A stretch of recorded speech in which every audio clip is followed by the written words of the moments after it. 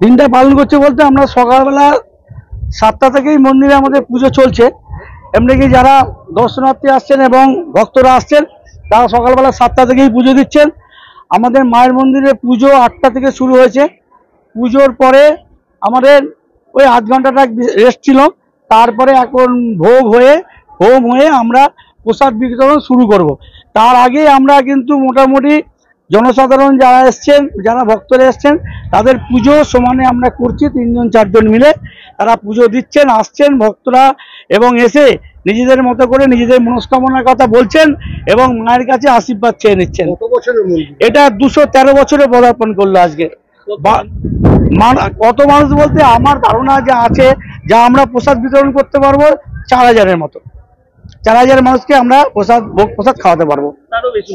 হ্যাঁ, তারও বেশি মানুষ আসছে। এমনকি আমাদের সারাদিন প্রোগ্রাম আছে। আমাদের কিন্তু আজকে সন্ধ্যেবেলাও সঙ্গীত অনুষ্ঠান আছে। সন্ধ্যেবেলা 9টা পর্যন্ত আমাদের সঙ্গীত অনুষ্ঠান চলবে এবং সন্ধ্যেবেলা আমাদের আরতি হবে, যে শীতল ভোগ, এটাও আমাদের সন্ধ্যেবেলা হবে।